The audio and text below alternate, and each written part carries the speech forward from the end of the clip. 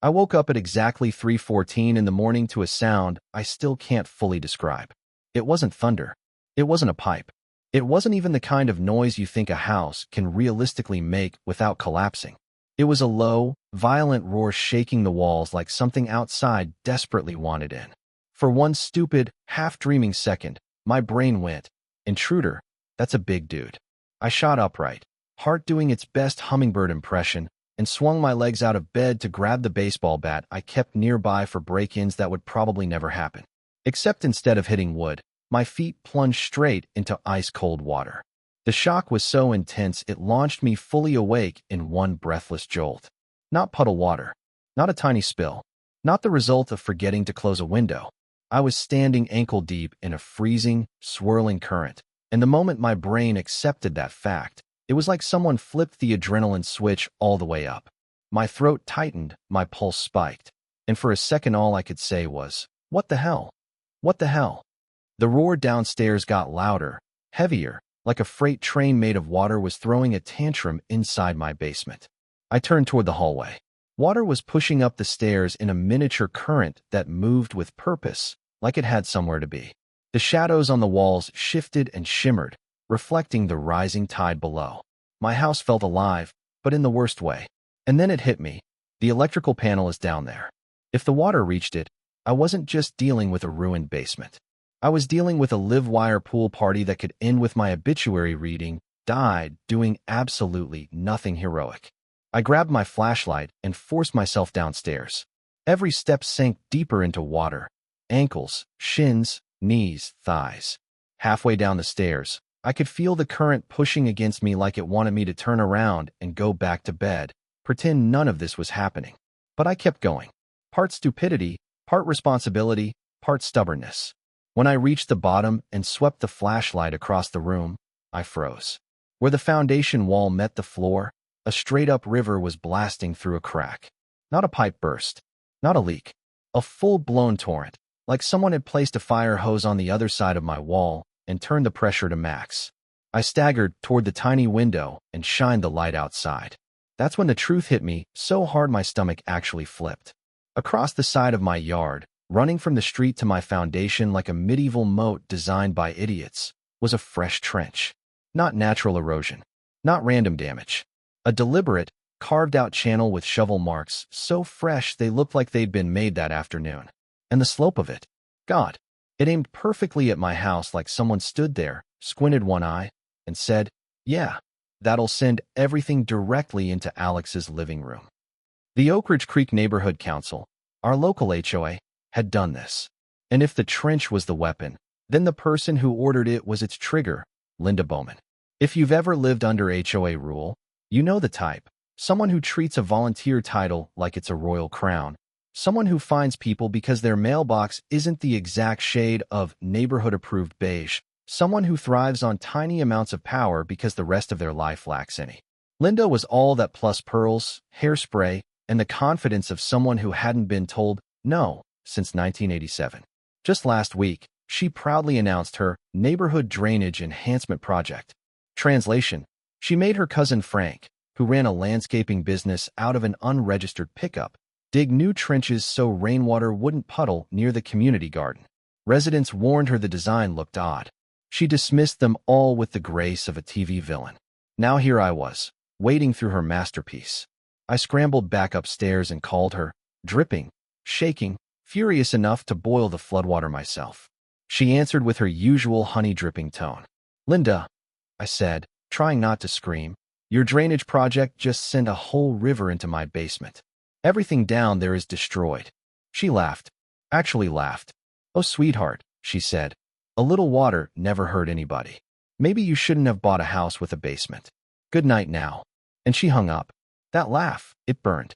Not hot rage. Cold. Sharp. Focused. The kind that doesn't go away when you sleep, the kind that settles in your bones. By sunrise, my basement looked like a shipwreck. Treadmill dead. Electronics fried. Insulation sagging like wet bread. Family photo albums turned into colorful paper soup. Even Baxter, my dog who fears absolutely nothing except vacuum cleaners, stood at the top of the stairs with this look like, "Why did you build an indoor swamp? I didn't sign up for this." But while documenting the wreckage, a strange memory surfaced, the kind you don't expect to matter until it suddenly, beautifully does. Years ago, my insurance agent and I had joked about adding a weird little clause covering damage caused by third-party negligence. I'd said sure, mostly because the fee was tiny and the idea sounded funny. And now it felt like the universe handing me a surprise weapon. When the emergency plumber arrived, he took one glance and said, "Man, this ain't your pipes. This is pure street runoff. Looks like someone aimed the whole neighborhood at your house." I muttered, "Someone did." He paused. "What did you do?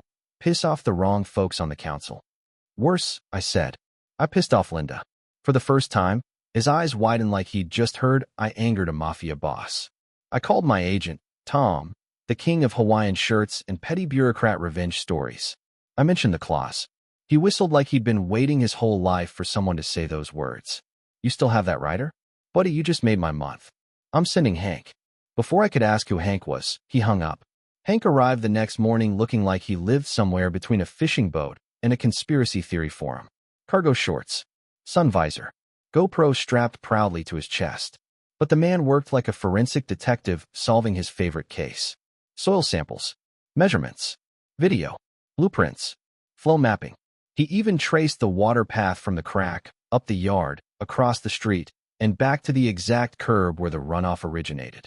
When he found the trench, he crouched like Sherlock Holmes looking at footprints. No retaining structure, no permit, disturbed soil like someone tried a sloppy cover-up. "Oh yeah? They're toast." He turned to me with the grin of a man who lives for this. "I'm filing my report today. Insurance is covering everything. And we're coming after them." Which is why, 2 days later, I received an emergency council meeting notice, Linda's signature move.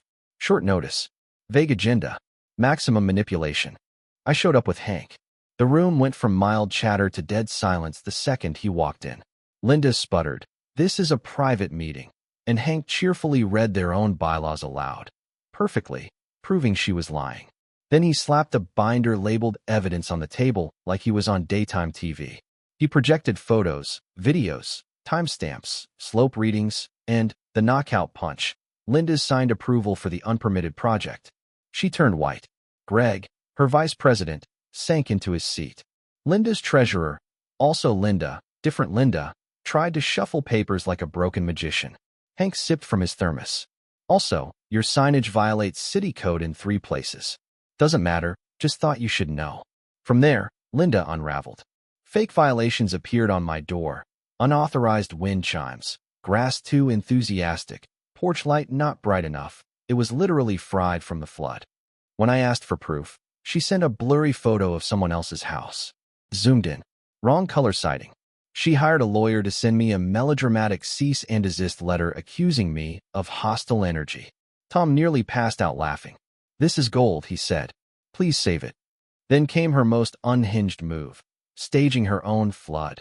She dragged a hose into her backyard, created a sad puddle, and called a local news crew claiming she was also a victim of recent extreme weather.